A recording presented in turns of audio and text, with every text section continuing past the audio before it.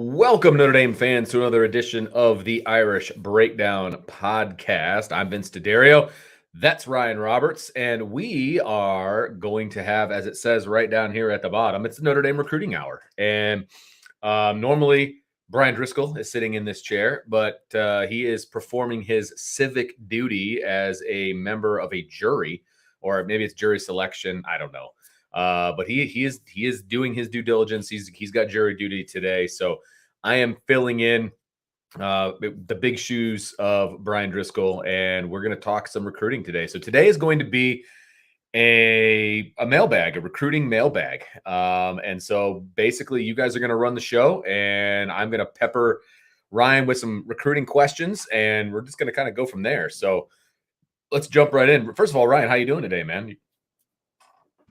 I'm good, Vince. I'm good. Sorry, I couldn't find the mute button there for a second, man. I'm good though. It's all good, man. It's a Tuesday. I had a day off kind of yesterday, which was pretty crazy. I was writing an article. Yeah, I was writing an article, and Brian texted me and said, "Go take the day off." I'm like, "Okay, man, I got it. I'll go do something." Right. So I'm happy to be back, though. Happy to be back today. It is idle hands, man. Like, days off don't exactly resonate in our household, so it was weird having a day off yesterday. I enjoyed it, don't get me wrong, and obviously for all the right reasons, and Memorial Day and honoring those who had fallen and given their lives for our country, and that is obviously the reason for the 3-day weekend that people don't seem to understand, which is not good. But we at Irish Breakdown definitely keep the holiday in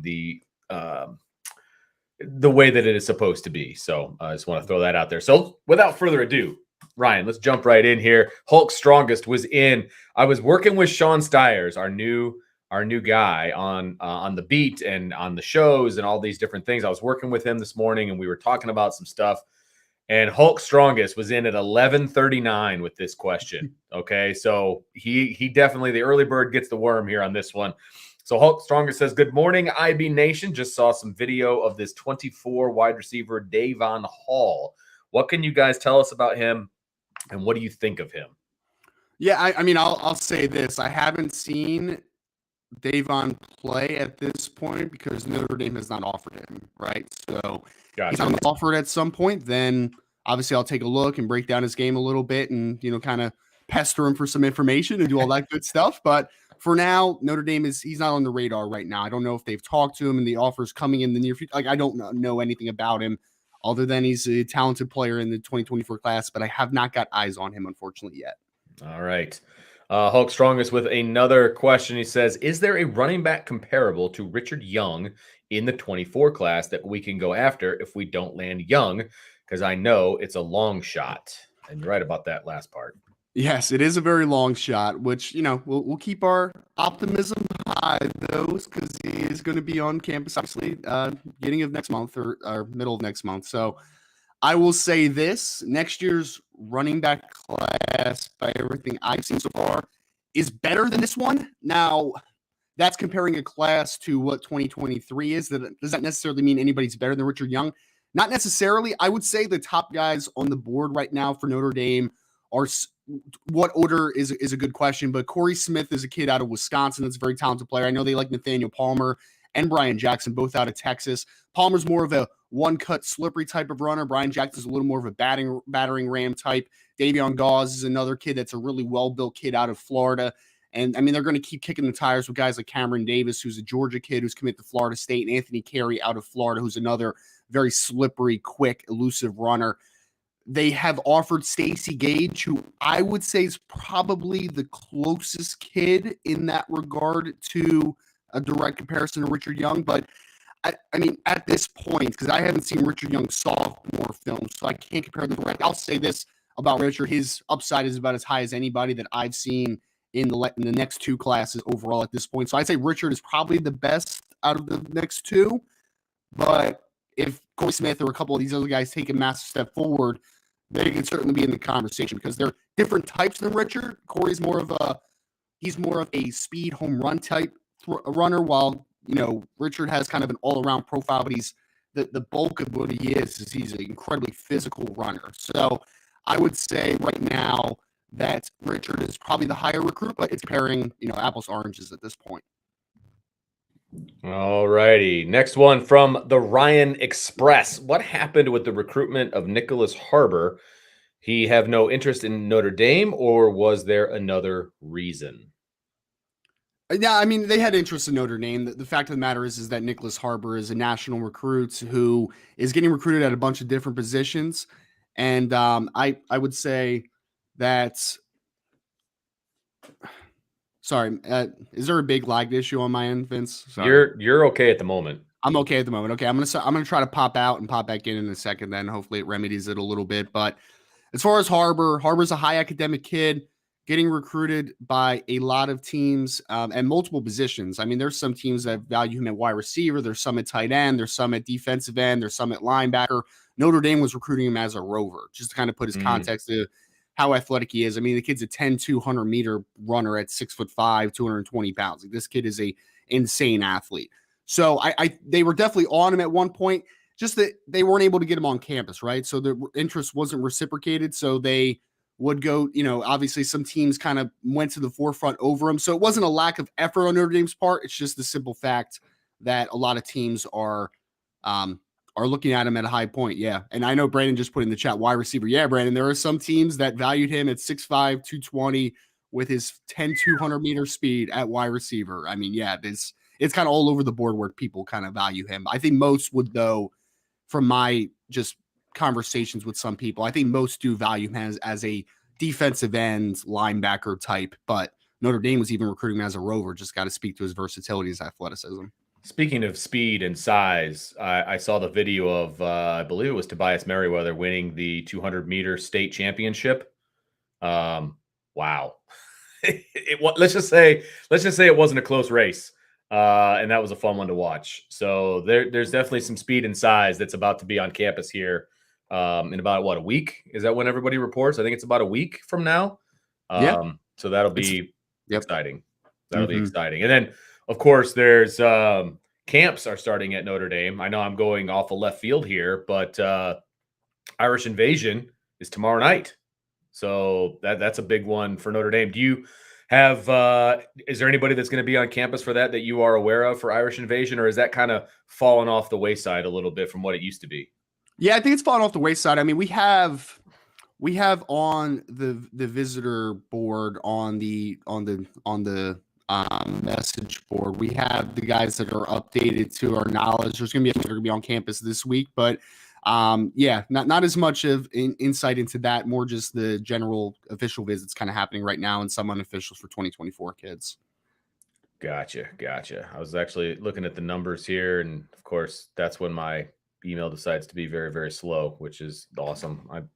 I know you feel my pain on that one. So let's see. They're only expecting 61 kids on campus for the Irish Invasion, which is a fairly small number from the past. So only 61 kids signed up for Irish Invasion, according to Notre Dame and the numbers that I have. So that's not fantastic. All right. Let's look at another one here. We got a super chat from Tommy Guns. Thank you so much, Tommy, for the super chat. Really appreciate it. He says this is for Ryan's internet upgrade, which has been a little bit spotty today, but not too bad. But thank you, Tommy, for that. Really appreciate it. He goes, I'm also here for the 4-hour-long history show. You're not going to get that today. But, when our boy Brian is on, that is when the 4-hour history show definitely has a possibility of jumping in. So, but he's on jury duty. He's doing his civic duty today, which is awesome. As most history buffs, he appreciates having to do what he needs to do. So, I appreciate that as well. So thank you, Tommy, very much. Another question here from Brandon. What are your thoughts or breakdown of wide receiver Christian Hamilton? How do him and Gallagher compare, and how are they different? Yeah, no, it's a great question, Brandon. And thank you again for everybody that's dealing with the tech issues on my end. I apologize once again. I thought I had it remedied, but apparently not fully. So it's an interesting one, Brandon, because I thought that he was going to be. I thought that Notre Dame was going to kind of just stick to the board, to be honest with you. I thought they would try to just stick with the players that they had already been recruiting. So it would have ended up, maybe being a class of if they're able to close on a couple guys, a Braylon James, a Jaden Greathouse, Rico Flores, Ronan Hannafin type of crew, right? But obviously they have expanded the boards. Christian Hamilton, he's more of that slot type. He's a smaller kid, right around 5'11", 165 pounds. Different player than Rodney in that I think Rodney's slightly more explosive, but I think what they have in common is that they're both really good in space. They navigate everything really well. They're kind of like that RPO quick hitter type of receivers that break a lot of tackles, and they're yak guys, right? So I think he fits really well into Notre Dame offense as a slot receiver. A little different than Rodney, but I think that they are going to fit a similar role in the fact that their vision in the open field and their ability to break some tackles and get out of inopportune situations. I feel like that's kind of what Christian Hamilton.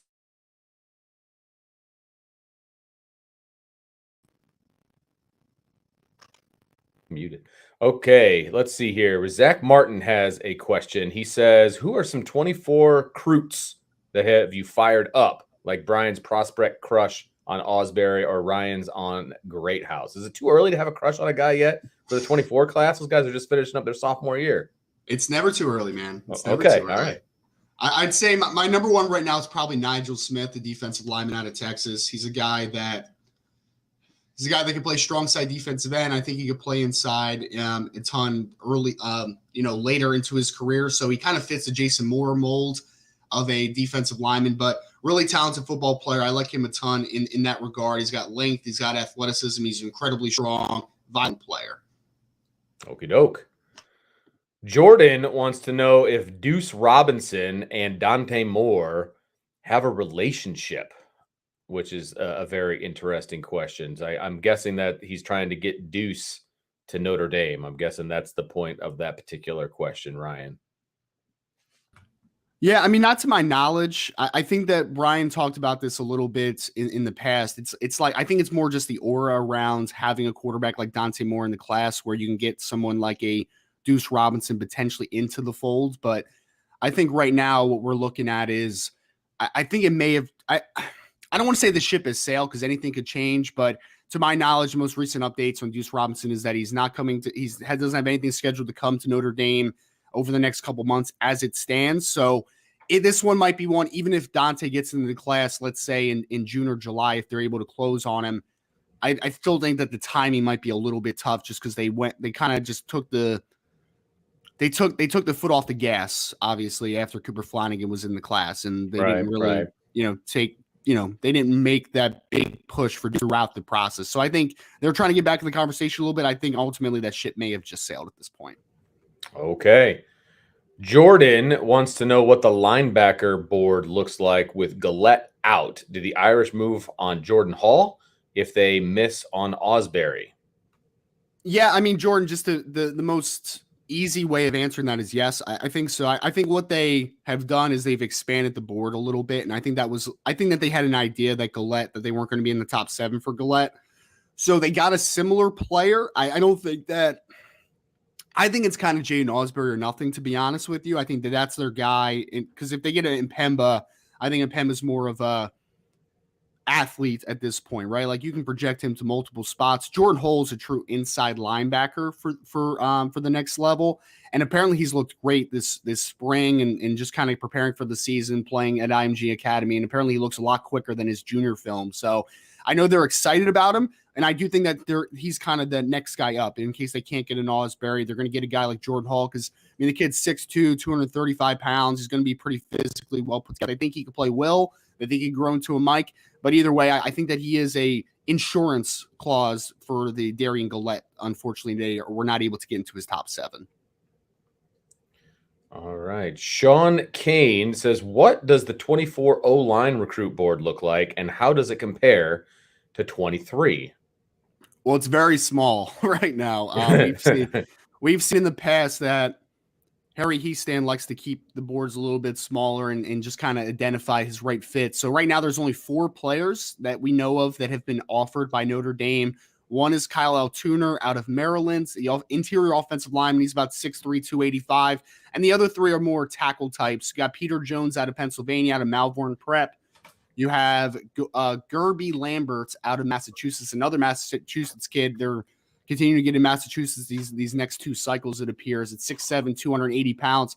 And then they have Josiah Thompson out of South Carolina, who's another 6'7", 285-pound type of kid. So I think that right now you're looking at, it's an imperfect comparison, Sean, because right now we're seeing what the board is ultimately going to end up looking like, and it's just a bigger board overall. But I think what you're seeing that's consistent with what Coach Heastan does pretty consistently is that he's found offensive tackle types and then one guy that's kind of outside of that realm, right? The 6'3", 285-pound Altuner. So Altuner's a 285. He's a really good technician for his age. He's got some physicality to him. The other 3 are longer, more athletic players that are going to play tackle. So that's kind of what the board looks like right now. I don't see any Samson Okunlola on the board or even a Monroe Freeling right now, but I do think that it's going to be a board that's going to continue to expand. And I've learned that you kind of just trust Harry Heastan to identify talent, which I'm going to continue into 2024. That's fair. Yeah, that's fair. And for Harry specifically, is it a little bit early for the 24 class for him? I mean, he's, and we've talked about it a million times with Harry Heastan and his recruiting and everything. He does a really, really good job, but it feels like when he's focused on one class, he's focused on one class. Now, I'm sure Chad Bowden and some other guys are reaching out to 24 kids, but I don't feel like Harry has expanded his vision to 24 yet. That's just how I feel. I don't know.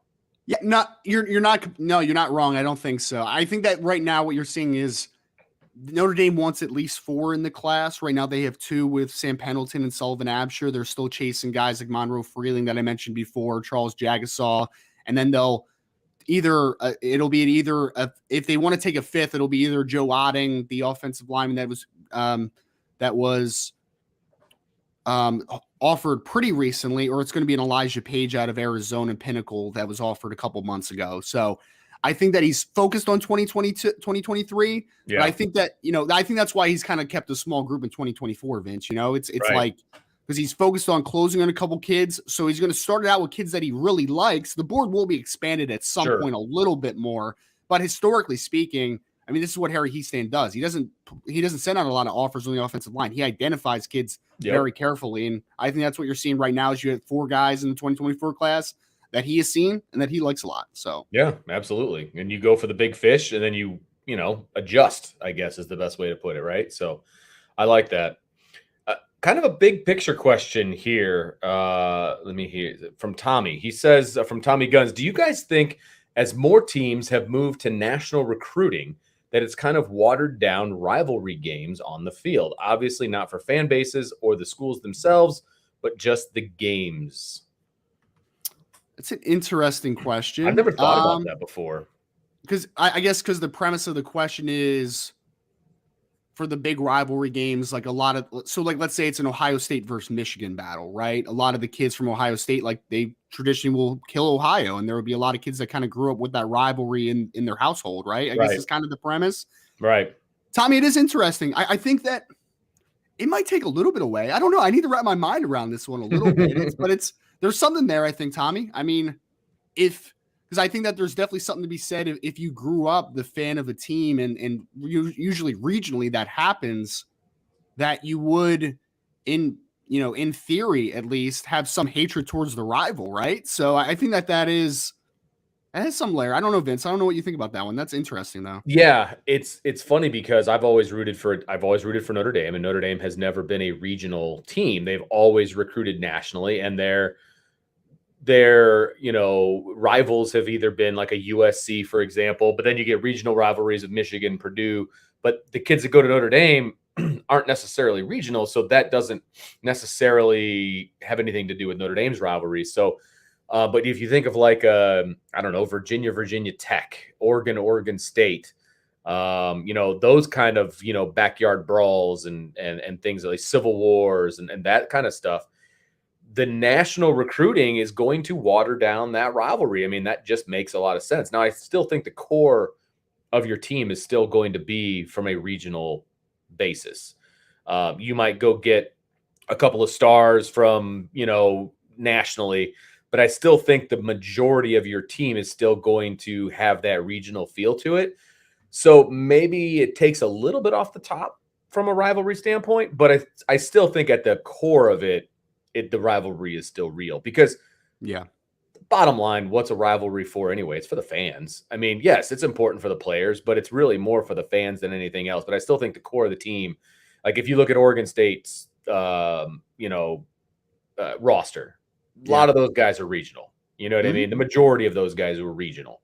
So I still think the core is still there. But yeah, I mean, that's a really good point by Tommy. I never really thought of that before because I don't follow a regional type team. If I was a Purdue fan or an IU fan, maybe that would make a little bit more sense for me. Yeah, no, that makes total sense. It's interesting. It's interesting to think about. It really is. All right. Jordan says, is Micah T still a possibility at corner or wideouts? Does he know or care that Gallagher went elsewhere and has opened up a spot for him on offense? See, I don't think there's much pertinence to the Rodney Gallagher thing for Micah Tease, to be honest. I think it's just always been about what teams are telling him for a long-term vision for himself, right? Like, I think that's more what it's been for Micah Tease. As far as where Tease is, he wants the opportunity to play wide receiver. We've talked about that a bunch. Me and Brian both believe that his upside is better long-term at cornerback. But if it takes Micah Tease an opportunity to play wide receiver to come to Notre Dame, the staff is open to it. I would be open to it. I think it makes total sense.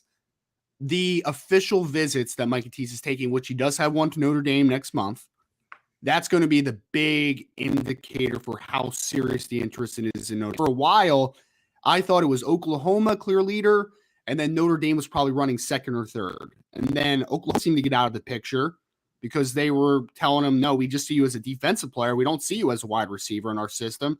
Apparently, they've backed off of that a little bit. So right now, I think Oklahoma's back into the conversation. So many, I think, would perceive them as being the lead. He's a Booker T. Washington kid out there in Tulsa, Oklahoma. So getting him out of Oklahoma is going to be really tough in theory. But I would say right now, the biggest thing for me is we have to wait to see what happens with the official visits because I think that's going to tell us a lot. I truly do think it's wide open right now. I agree with you completely. But again, if you look at the wide receiver depth chart and you've got an athlete who thinks they can play wide receiver and he's a stud athlete that you want to get in your building, why would you not give him a shot at wide receiver? I mean, it just makes sense. And it sounds like the Notre Dame staff is open to that, which is really, really good. John has a question. Our buddy John A1, he says, the way Notre Dame is recruiting, do you think it can be the most physical team in the country with top 10 speed on both sides of the ball by 2024, so 2 years from now? I mean, the speed's definitely going to be better, right? Like it has to be. You're recruiting at this level right now. Wide receivers, running backs, cornerback. I mean, defensive backs, I should say, just kind of put them as a whole. I think that it's definitely going to be improved from a speed aspect. And I think that the one thing about the physicality is with a guy like a Harry Heastand back and an Al Washington in the building, you should have high hopes for what the trenches develop into. So, I can buy into it, John. I can. Yeah. I think it's a very interesting premise because Notre Dame is recruiting physicality. They are recruiting speed. And I think both of those things are immensely important for being, competitive on the national stage. And I think Notre Dame has done pretty well physically over the past few years. I don't think physicality has been the issue. It's been the speed on the outside, or it's been the utilization of the speed on the outside. Right. But the depth of speed that they are getting, the physicality depth that they are getting, I think you got a good point. And look, if you can dominate somebody physically and outrun them, you're going to be in pretty good shape nationally. So I like where things are headed for Notre Dame. There's no question about that. Mm-hmm. Jordan asks, can you share any intel you've heard on Chancey Stuckey teaching the wide receivers and how they're going to be technically sound coming into 22? Yeah, I mean, Vince, I think we both answered this one because we both have seen them obviously at practice, right? I think the biggest thing is just attention to detail, right? Yep. Like getting off of press coverage, getting in and out of breaks, top of the stem stuff, I just feel like there's just a much more attention to detail. We know Notre Dame's always going to recruit really good athletes at wide receiver. The depth is a little bit of an issue right now, but the talent level isn't the question. The question is development. And I think that you can feel great about where they are right now because, they're already looking more technically sound than they were last year, at least. Absolutely. And that's what I noticed right off the bat was the attention to detail from Coach Stuckey and his group. And on top of that, it's the attention that those guys had to Coach Stuckey when he was talking about the detail-oriented, how to stand, how to come out of your stance, how to, what are your first steps, all those stances and starts, all of those basic level things, frankly, that I did when I was coaching wide receivers in high school. These guys were eating up every word that Coach Stuckey had to say, and they were trying to rep out and practice what he was asking them to do while they were waiting in line for their turn for the drill. The attention to detail was very clear and very obvious, and it is also very clear and very obvious the direction that Coach Stuckey wants to take the wide receivers and how he is building a foundation of attention to detail with those guys. Like, it is very clear when you watch him coach. And so I wouldn't call it intel per se. I would just call it watching practice and seeing what he's able to do. I'm sure that he's doing the same things in the film room with these guys. I'm sure that he's doing the same things when he talks to them about, understanding the playbook and all of those things. It's building that foundation and then going from there. I just don't think that foundation has been there for the past few seasons. So he was starting from scratch, and these guys are all in. It's very clear that they're all in for what he's teaching. So that's a good thing, Jordan. Believe me. And I think it's one thing too, Vince. I know you noticed it a little bit too as we talked about it, but when you saw Braden Lindsay in that open practice, he just looks so much more confident. I think that's one thing that is undersold about the technical aspects of things is people kind of just think like, oh, you just do this well, do that well, and it's just consistency, which is a big thing. But when a player feels like his technique is good and then he's being a more consistent approach, that lets guys kind of take some a confidence up a little bit, right? And I think that you're seeing that with Braden Lindsay. I think Braden Lindsay for the first time at Notre Dame, and again, I don't want to get let down because Braden Lindsay has let me down a couple times in the past going into seasons, but he just looks like a completely different kid just with how he's attacking things. And that has to be the process, right? Yep. For those results to happen, it has to be the process. So I think Chancey Stuckey's going to do a great job. And I think you're getting early indications because it seems like everyone is just playing more confident and playing more loose right now for Notre Dame, at least what we've seen. And that's huge, especially at the wide receiver position. If you can't play loose and free, but within the framework of what you're supposed to be doing, obviously, which is why he's laying that groundwork. But these guys are comfortable. And I never really felt like the wide receiving core was comfortable and free and loose on game day. That's never a descriptor I would have used for the wide receivers. So this is a very good sign moving forward. No question. Absolutely. Okay, Jordan, I'm going to adjust this question a little bit. He says, which ND recruits which ND recruits have commitment dates announced and who are they and when? Yeah, the guys that you're waiting on right now that we know of for sure was July 3rd is Rico Flores is announcing. He's the wide receiver out of California, out of Folsom High School. He's the one that you know for sure. Kind of working that you're still waiting on Dante Moore when he's going to make his commitment to his prospective school.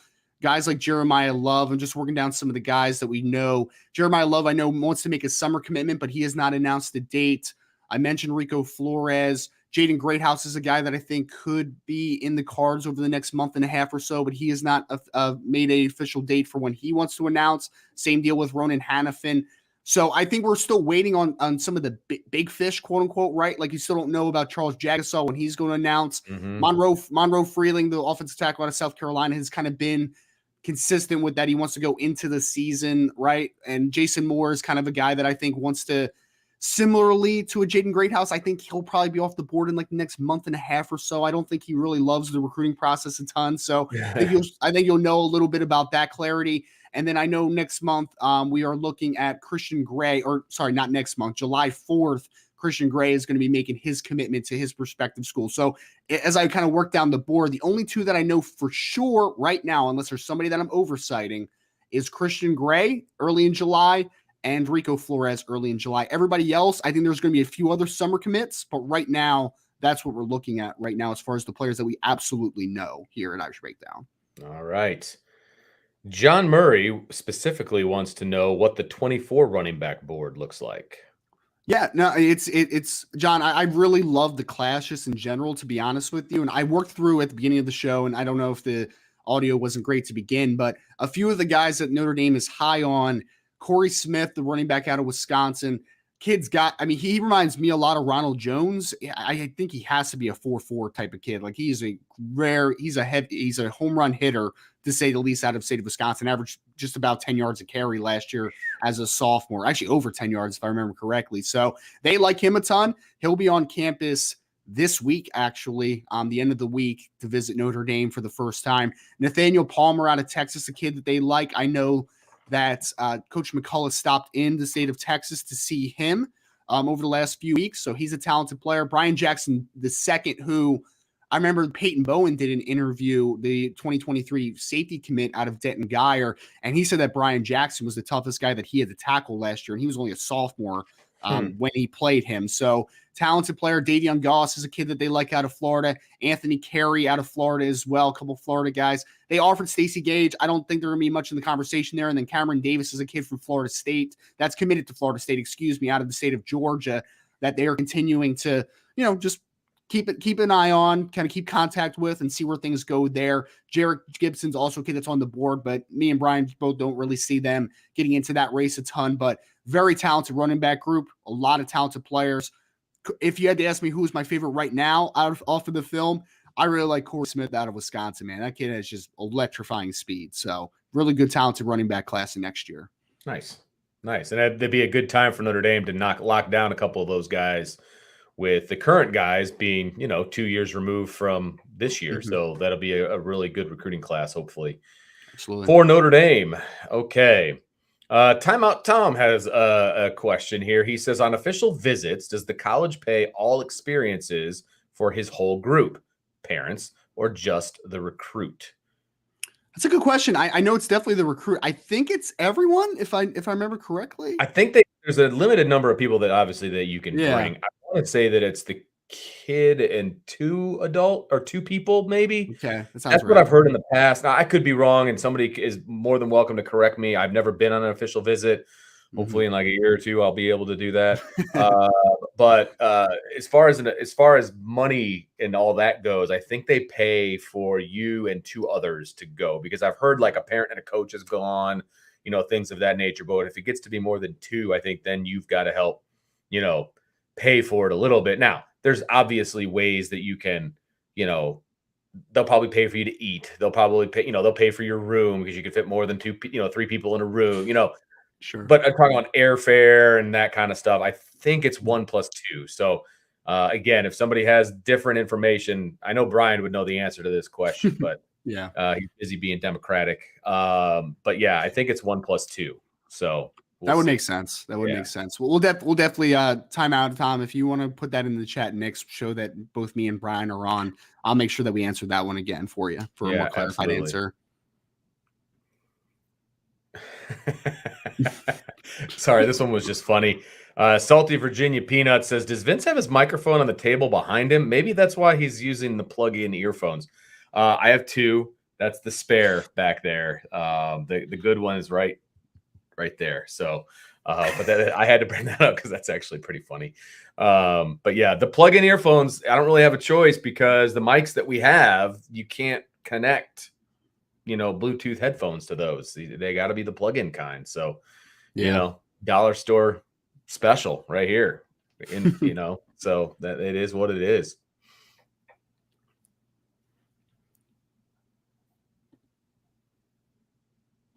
Here we go. Here's one from Billy Johnson. Suffering from Kelly PTSD, do you really see Notre Dame finishing with a top 3 class?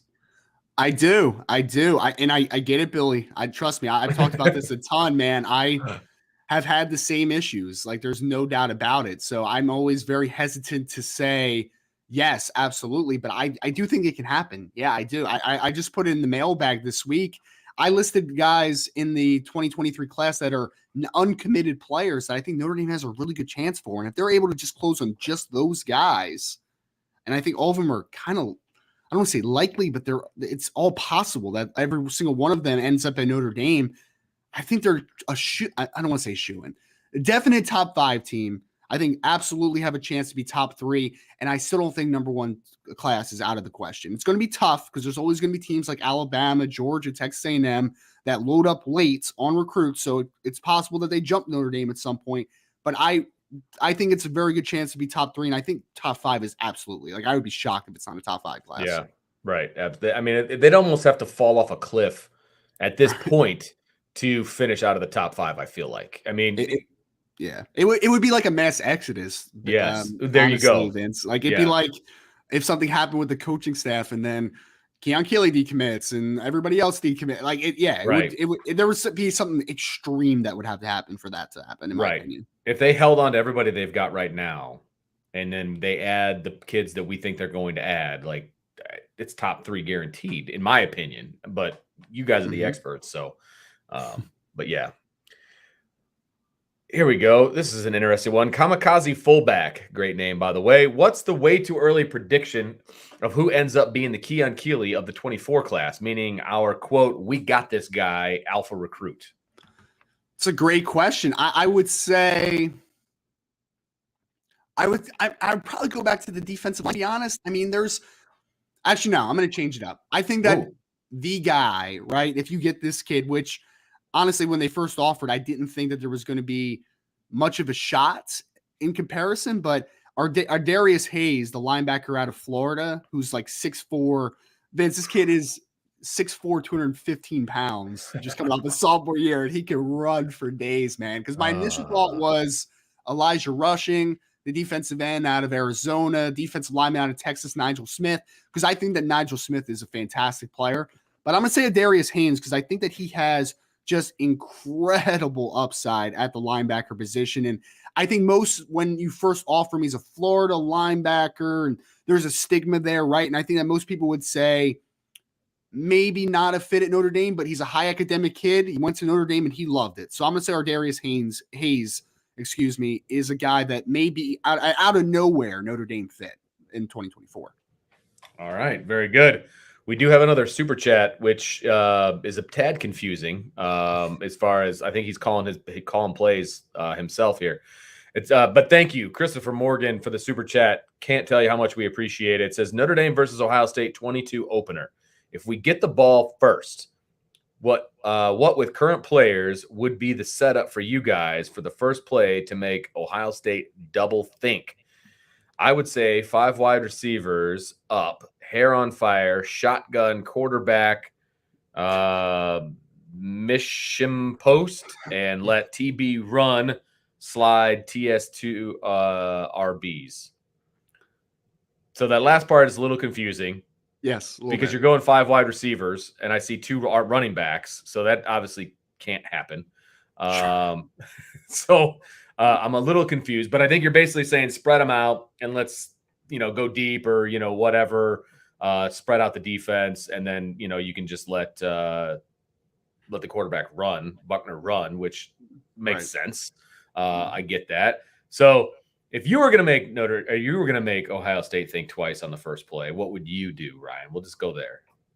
I mean, I think that I don't think I'm going to be super creative with this one. I don't think I am. I think that for Notre Dame to win that football game, that you need to physically dominate Ohio State. So I'm going to say that it's just like an inside zone with a read off of it for Buckner, right? Because I think that that's where you can really scare someone is the fact that Tyler Buckner's a fantastic athlete, and you could also be incredibly physical up front. Whether he pulls it or he gives it, you can still show how more physically dominant you hopefully are than Ohio State's front 4. So I would say that you just do what you do, and you do it very well. Like, that would be my answer. I'm not going to give you like a double pass or a double reverse pass or whatever. Like, I think that you just play to the strengths. Having Buckner's athletic ability off of a read, I think, is big time for your offense. And I think just showing how much the offensive line has hopefully improved, I think that that's my indicator for success. There's some things that I would do, and it wouldn't even necessarily be the first play, maybe the first series, with how you line up to see how Ohio State is going to react to it. But going trips to one side, have Michael Mayer on the backside. Okay, are you going to put a corner on Michael Mayer? Like, what is that going to look like? Or are you going to bracket him? Are you going to put a safety over the top of him? Because then now you've got all kinds of stuff going on over here on the trip side. And then you're right, like a zone read right off of that, you've got the give, you've got the run, and you've got a pass option off of that. Mm-hmm. And there's a million things you can do with the pass option off of a run option. You could, send Michael Mayer up the seam. You could have some slants. There's a million different things that you can do. But my biggest tipping is going to be, how is Ohio State going to line up versus Notre Dame? Because once they show their hand about how they're going to line up, then you dip into the playbook and you figure out what you can do to exploit that. But at the same time, Ryan, I am with you 100%. I think Notre Dame can out physical Ohio State on both sides of the ball in the trenches. And so I'm going to run right at them. And I'm going to run inside. I'm going to run outside. Like the old Newt Rockne speech, right? We're going to go inside. We're going to go outside. That's what I'm going to do against Ohio State. And then once they start creeping, then I'm going over the top. And it sounds like a very simple game plan, but that can be a very effective game plan as well. So only other one I was thinking about, Vince, is maybe you throw you have a 3x1 set and you throw Michael Mayer into the boundary in the solo side, right? And you see just kind of how they react to that. Because I do like early on in games kind of understanding how they're gonna attack matchups, right? And Michael Mayer's your biggest mismatch weapon that you know of right now offensively. So I want to see what they do with him backside in a 3x1 set and see, if they bring a safety over, they keep a corner on him. Like what is their matchup dictation to that? So just, I think that, but for me, I'm sticking to what I think the bread and butter is going to be. And I think a lot of reads off of inside zone and not straying away from where you are. Cause I know a lot of people probably just want to see, like, hey, 4 verts and let's just chuck it deep, right? First play to have that type of thing. And I think there's a time and a place for that. Sure. But I also think that if you're going to beat Ohio State, you don't want to get into a shootout with Ohio State. You want to physically dominate Ohio State. See, I think this is a case where game control isn't necessarily going to hurt you, right? But you need to be successful on your drives. Game control is fine as long as you're scoring at the end of each drive. Sure. And obviously preferably touchdowns over field goals. We can talk about the kicking game some other time, but you keeping the ball, if you're Notre Dame, is definitely something that I would want to do, because I don't want the ball in the hands of the Ohio State offense. I have a lot of faith in Notre Dame's defense, but if I can keep them off the field, that's definitely a place I want to, be going from. So, yep. I guarantee everyone we are going to have many more shows about the Ohio State game moving forward. So stay tuned for that. That was just a little wet your whistle on that one. Here's another one from Adam Blair. It says, is Notre Dame still recruiting at Sammy Brown, the linebacker from Georgia? Absolutely. Yeah. Sammy is, if you haven't seen Sammy Brown, he's one of the more fun film watches in 2024 right now. Vince, you want to hear another crazy one? This kid is 6'2", 215, 220 linebacker. He's got a mullet too, which is fantastic. Oh, but nice. out of the state of Georgia, and he's a 10, 800-meter runner too as a linebacker. So he is, and he runs like 21 something in the 200. Like he is just a freaking nature athlete. And he's like a 23-foot long jumper. Like it's silly how athletic he is. And he really likes Notre Dame. Every time I've talked to him, he's a really nice kid. He values Notre Dame, Adam. So they are definitely pushing for him. You have to get him to campus, which he has not been to Notre Dame yet. 23 or 24? He's the 24 kid. He's a 24 kid. So he's heading to his junior year. So I know Notre Dame's working on getting him to take a visit, obviously, during the summer. Last time I talked to him, which was about a week and a half ago, he had not set up anything to Notre Dame yet, but they are absolutely recruiting him. And he's very partial to Notre Dame. Let's be honest about something. He's going to be a tough pull out of Georgia, right? Because everything is, it's going to be tough to get him out of the SEC. Sure. Let's just leave it like that. But he's a academically oriented kid who likes Notre Dame. So that's not a bad way to start. You just need to get him on campus. Absolutely. I like that. We have another super chat here from Matt McCarthy. Thank you so much, Matt. He says, like Brian, I have a prospect crush. The 24 safety Peyton Woodyard. Total stud, 4.0 GPA, well-spoken, Catholic school kid, perfect Notre Dame fit. What's your evaluation of him? Do you like Notre Dame's chances? Well, I think somebody else, Matt, also added in a little tidbit on him is that he's actually Kyle Hamilton's cousin. So there's an insight. He plays at St. John Bosco too, out in California, Vince. So he comes from a great school. He's Kyle Hamilton's cousin. He is a high academic kid, like you're kind of stating there, Matt. They have an obvious, I don't want to say inside track, but they definitely have a good chance for him, I would say.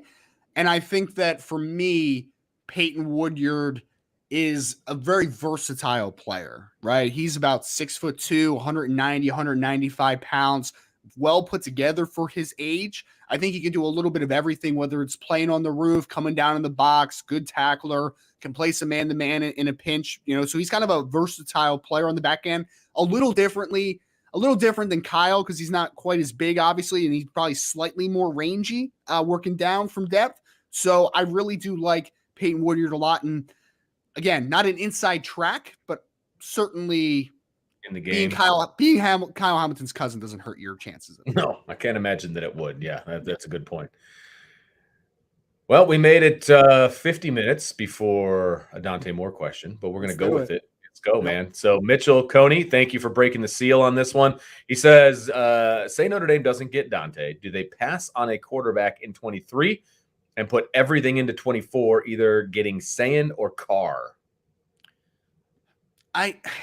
There's valid reasoning for both sides of it, honestly, Mitchell. I would say this. If you do not get Dante Moore, which, again, I still think Notre Dame's in a really good spot there. So I don't want to think about that, circumstance. But I will say if they do miss on him, I think that they're still going to try to get in the game for another quarterback from this class. Who that player is exactly, I mean, they have an offer out to Avery Johnson out of Kansas. I know they would probably still be reaching out to Jackson Arnold if something did happen in that regard. There's, a couple committed quarterbacks I'm sure they would kick the tires with. And it's a really talented class, so I think that they would still do their due diligence in 2023. And I think that quarterback is one where you always want to sign one each cycle, right? Like you don't want to miss out on a cycle because then you kind of have that weird transition period. So I think that there's, I don't call them backup plans, but there's other options I think that you can go to in 2023. Obviously, missing out on Dante Moore would be bad, though. Like, let's call it what it is because they put all their chips in the basket. If they do miss out on him, it's not great. But I do think there's other good options, and 2024 looks like another really good quarterback class. So if Notre Dame misses on the top-tier guy like a Dante Moore, but they're still able to get an Avery Johnson, and then they land a really good one in 2024, it's not the end of the world. But let's be very honest about this. If they are not able to close on Dante Moore after all the effort they put into that one, it's a little bit of a failure. Like it is. We'll call it what it is. But I think that there are other options, but Dante Moore is definitely the ideal situation for Notre Dame. No doubt about that. Zach Martin says, not Notre Dame specific, Brian, but who is your number 124 quarterback? A kid that's not on the board anymore, unfortunately, man. The Raiola kid who just committed to Ohio State. Vince, I don't know if you've seen this kid yet. I have not. Dylan Raiola. He's out of Arizona. His throws have kind of been going viral. He was at a camp the other day. He threw a 72-yarder as a high school sophomore. Everybody wants to compare everyone to Patrick Mahomes. I'll say out of high school, I haven't seen a kid that I don't think has arm talent like that as close to a Dylan Raiola. And unfortunately, he's going to Ohio State, but he's a really, really good football player. Out of the people, though, that are still on Notre Dame's board, I'm partial to CJ Carr out of Michigan, Lloyd Carr's grandson. I think he's a really talented player. You can talk me into all the players that are on the board, honestly, because, I mean, the main three that Notre Dame is really high on, CJ Carr out of Michigan, they like Julian Sain, and they like Jaden Davis out of North Carolina. All different players. I think they all have their big selling points. I like CJ Carr a ton for what he is. I just love the accuracy and the consistency. I really do like him as a player. But there's quarterbacks all over the place in that class, man. I even mentioned Adrian Posse, who's out of Columbus, which is where Cedric Irvin Jr. actually transferred this offseason. So now he's with him out there. Speaking of Adrian Posse, and he's actually visiting Notre Dame next month in June. So he's a talented, kind of a bigger quarterback in the class, which is really interesting. But I would say out of the guys that Notre Dame has on the board right now, I like CJ Carr, but I wouldn't be an honest person if I didn't say that Dylan Raiola was the real deal. That's going to State. All right.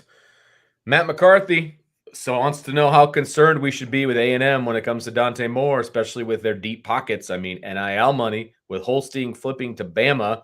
They appear to be going all in on Dante. How concerned should you be? That's a great question. I would say that anytime money's involved, you should at least watch and see what happens type of thing. I'll say this, though.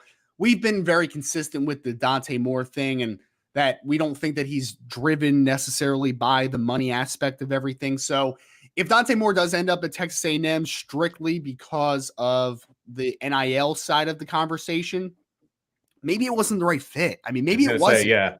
That's a really good point, because then, we talk a lot about how Dante Moore is a perfect fit for Notre Dame, both on the field and off the field and all of these different things. But if it's strictly a money, thing, then is it really the best fit that we all thought that it was? I think the answer would be no. Exactly. Because if money is a big conversation in that recruitment, what's going to stop him from coming to Notre Dame and then cashing out at a different school and transferring, you know, like what the transfer portal is now. So I ultimately don't think he ends up with Texas A&M. I still think Notre Dame is the leader in this conversation. I do think he's going to end up at Notre Dame when he makes his final decision, whenever that happens. Whenever that happens. But I'd be lying to everyone again if I didn't say that Texas A&M doesn't at least make you think for a second. Sure. Because I mean, he's still a teenager, right? So like, you don't know exactly what his reasoning for school is. Everything I've heard, NIL has never been at the forefront of the conversation. It's something to think about. It's something to talk about. Certainly, it's a talking point. But I ultimately do not think that that's going to sway him. But if it does, maybe it just wasn't meant to be. We'll see. Right. Though. And I guarantee Notre Dame has talked to him about NIL. Like that conversation has been had, right? They're just not going to give him a blank check to walk in the door. It's going to be, hey, once you're here, here's all the possibilities for you, and smart kids see that, and they can visualize that, and and all of that. And, again, Notre Dame is never going to be the school, at least I hope not, that is just going to be like, hey, what do you want me to write here to get you? I just don't see that being the case. You can make NIL money at Notre Dame. Guys have made NIL money at Notre Dame. That can happen, but it's just not going to be a situation where it's going to be blank checks to recruits. I just don't think that that's going to be it. And if that's the kind of fan base that you want to be a part of, then maybe Notre Dame is not for you. Right. Well said. So, okay, here's one from Go Deep. What's the chances with Jeremiah Love? He is criminally underrated. Agree, Go Deep. Fortunately for Jeremiah, I think that one recruiting service does have him as a top 100 player nationally now. So he's becoming less getting there underrated commodity. But I agree. I mean, 6'1", 195 pounds, running back out of the St. Louis area. And he is a really dynamic athlete, straight line runner. I mean, this kid's a 10'7", 100-meter kid, got dynamite speed, changes direction really well too for his size. Not just like a high-legged one-cut kid either. He can change direction. Can also play safety, can also play wide receiver, can maybe play corner. Like, he thinks that he can play a little bit of everything. And I think that right now the chances are good. I think they are. I really do. I think because now the whole conversation always was you had Cedric Irvin Jr. in the class.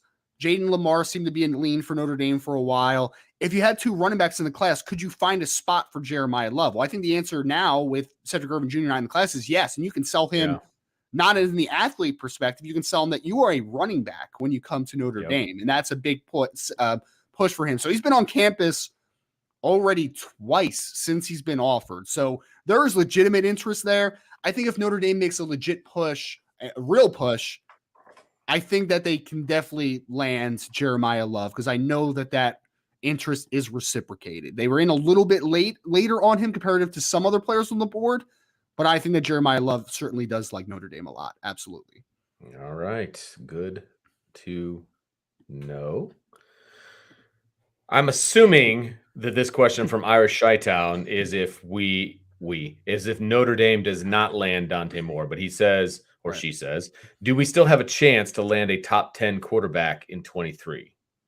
Well, I mean, Notre Dame's going to land Dante Moore, so that's only thing I think right now, man. Yes, I think so. But again, if they don't, I think there's one service that has Avery Johnson as a top 10 quarterback in the class. So in theory, yes, maybe you kick the tires again with the Jackson Arnolds out of the state of Texas, Denton Geyer. I don't know. All I know is Irish Chi-Town. I am going to be optimistic until I can't be optimistic anymore. I think Notre Dame has a good chance at Dante Moore. I still do. Yep, love that. Jay Henry says, what recruits would Notre Dame have to get to have an elite DB class in 23 or 24? For 2023, you're off to a great start with the safeties. We've talked about this a ton. You have Peyton Bowen. You have a Don Schuler. Really talented safety duo. I'd say this, for them to have an elite class, you first and foremost, you need to figure out the cornerback situation. Whether that is Micah Bell, the corner out of Texas, whether that is Christian Gray out of the St. Louis area, the cornerback. If you get both of those players on top of the safeties you have, and I think you need to still get one other player, whether that is if you can land a Micah Tees out of Oklahoma, or you can land, the biggest get would obviously be Caleb Downs, right? If you're able to get a Caleb Downs on top of the 4 other players I mentioned, including the 2 committed players, then that's an elite class. It absolutely is. But I think you could still make an argument that even if you do not get Caleb Downs, but you're able to get a combination of Christian Gray, Micah Bell, and someone like a Micah Tees or a Josiah Wagner to go with the 2 safeties, I think you can make a conversation piece that it is an elite class. But I would say that Caleb Downs makes it a slam dunk that it is an elite class. 2024, man, you're asking a long way out here because we don't even have a commitment in the 2024 class for Notre Dame. But I'll say a few guys to keep an eye on. Let's just go from that instance. We already talked about Peyton Woodyard out of the state of California. He's a really talented corner. A really talented safety, the cousin of Kyle Hamilton. Other guys, KJ Bolden out of the state of Georgia is a really talented player. Zaquan Patterson, I don't think they're going to have much of a shot with out of Florida, but very talented. I know Jacob Oden likes Notre Dame a ton from when we've talked to him. Kaj Sanders out of New Jersey. He goes to Bergen Catholic, which is where Steve Angeli came last year, and the corner that they signed, whose name just escaped me, Jaden Bellamy. They both came out of Bergen Catholic. And I've been told by Kaj specifically that Notre Dame has seen him 10 times already, which is pretty insane. So I think there's a lot of interest there. It's to illustrate that.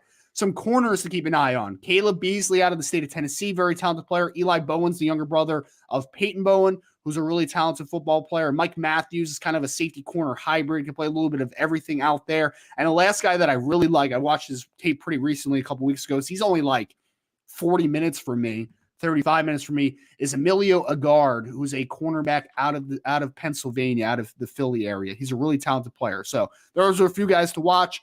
But Jay, for the spirit of the question about 2023, again, I think that you need to keep the 2 that you have in the class right now in Bowen and Schuler, and you need to get a 3-man combination, whether it's Caleb Downs and 2 good corners, or you need to get those 3 corners that I talked about. I think that's the way to do it. Okay. We got a comp question here from Antoine. He says, Ryan, what is your comp between Downs and Woodyard? I think they're much different players, Antoine. Honestly, I think that Caleb Downs, for me, he's a little shorter, a little more compact. I think that Caleb Downs could play any spot in the secondary. Like if you told him to go play outside corner, I think he could play outside corner. Like I think he could be a boundary corner. I think he could play in the nickel a little bit. I think he could play both safety spots. He's got kind of everything, man. Like he's just a full package. There's really not a hole in him. I'd say that Peyton Woodyard is a little taller, so he's a little more high cut. So I don't know if he quite has the range that a Caleb Downs has, but he brings similar elements to the game from a versatility perspective. Like I think you can use him all around the defensive unit as well as what you can do with Downs. I just think Downs is just a little better all around, but like you're kind of nitpicking because their styles are just a little different. This is just to illustrate, Antoine, in my opinion, and I've said this before on the podcast, I think Caleb Downs is a top 5 player in this class, whether he winds up with Notre Dame or not, man. He is a special athlete. I think Woodyard in that class is a top 20, 25 type dude. So, like, he's a really talented player as well. But I think Downs is legit. Like, I think he's really good. Okay. Keep your eyes on that. Brandon says, does Jaden Davis even have legit interest from Notre Dame? Has he been on campus or working on scheduling a visit to your knowledge? To my knowledge, not 100% sure, Brandon, to be honest with you. He's a kid that we've had trouble getting in touch with, to be honest with you. I'd say I know he has definitely never been on campus, and I do not know if he has anything scheduled. I think Notre Dame has high interest in him, but I do not know if that's reciprocated, to be honest. We just do not know enough about Jaden right now. Okay. Short, sweet, and to the point, which I love. Yes. Thank you very much to Christopher Morgan for the super chat. Sorry, I meant a 5 wide receiver streak. When he was talking about the opening play. Michael Mayer, post route, running backs, block left, block right, and let Tyler run last resort if the wide receivers are not open. Average 6 yards per catch, dual threat quarterback. Well, you can't run a 5 wide receiver streak and have 2 running backs in the backfield. That's literally impossible if we're playing American football. So if you have 5 receivers, then you're an empty. Yep. Exactly. Right. I'm just messing with you, Christopher, but that's not good. So you can't really do that. You'd be able to do a 3 wide receiver streak and have 2 running backs blocking for you in the backfield. But but look, we talked about this before. I have no problem with stretching the field. I have no problem with that at all. But if you're going to run everybody deep, you better be running somebody underneath as a safety valve or what have you. That's just me. Whether that's a running back leaking out, whether that whatever the case may be, a tight end, cutting it off.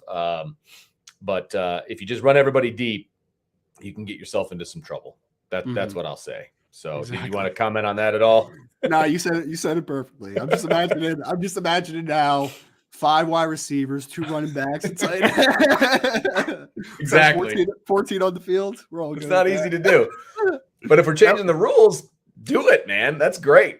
That would be a tough cover for the defense. Yes, it would. That would be a tough cover.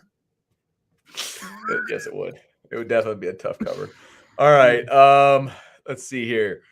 Irish Chi-Town says, where are we with tackle for 23 specifically? Samson Okinola, Charles Jagasaw, Monroe Freeling, Elijah Page.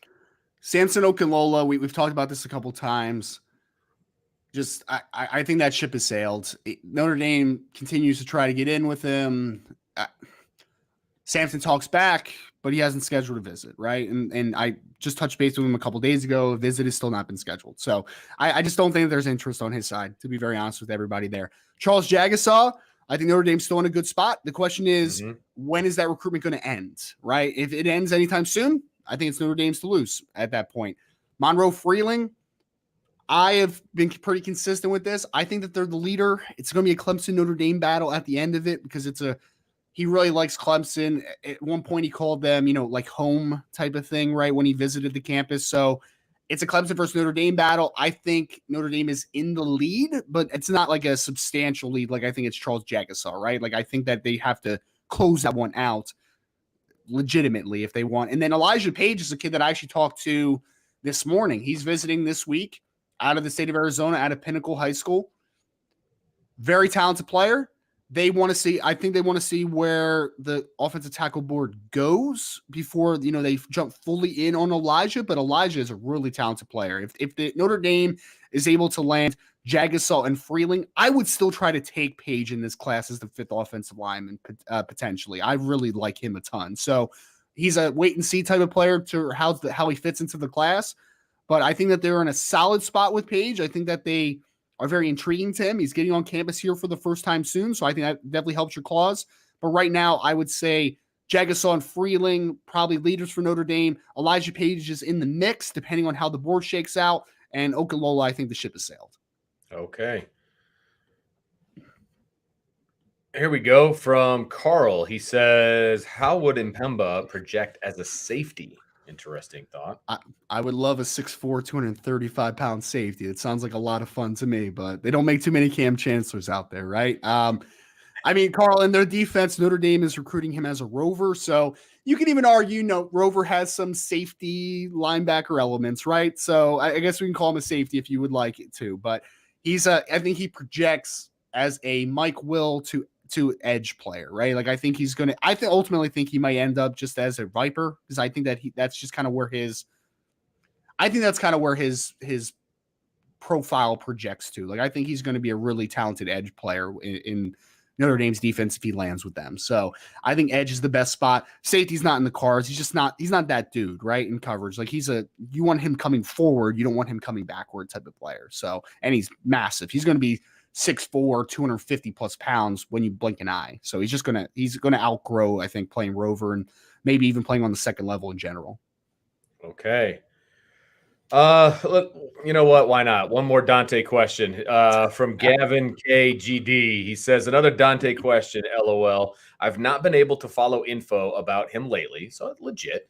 So I'm wondering, what are his scheduled visits and what is your gut feeling on when his commitment date will be? Well, commitment day, who knows? But yeah, who knows? I still think that the commitment date is probably going to come sometime in July. Like that just kind of feels about the time for me because there's like a steady balance right now, right? Like he's doing his due diligence, taking his visits. Started that process a little earlier though with the officials.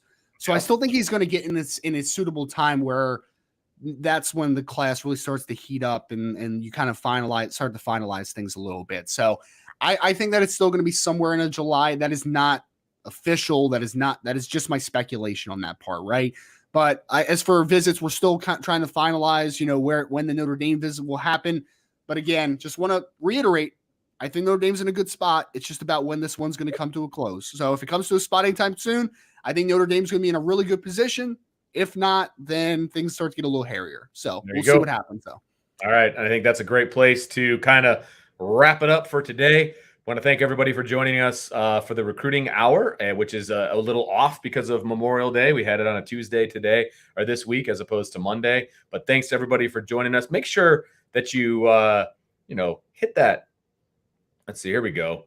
Hit the like button. Hit the subscribe button. Hit that bell so that you know what time we're going to be coming on. And I will tell you that now that we're at summer and I am not beholden by the class schedule, our during the day podcasts are pretty much going to be at 1:00 moving forward. So make sure that you hit that notification bell though, because you never know. And what if Dante commits tonight? We will have a show. So you got to know when it's coming. So make sure you hit that notification bell as well. And no, he's not committing tonight. I was joking about that. I just want to get that out there as well. But thanks everybody for joining us. Really appreciate it. We'll be back tomorrow, I would assume, with a show. Not exactly sure what that is all about, but I can tell you from the meeting I had this morning, super excited about where things are going with the future of Irish Breakdown, with Sean Steyer's show that he's putting together and all of that fun stuff. So stay tuned, everybody, because Irish Breakdown is growing and it is exciting. So thanks for everybody. For Ryan, I'm Vince, and you have been listening to the Irish Breakdown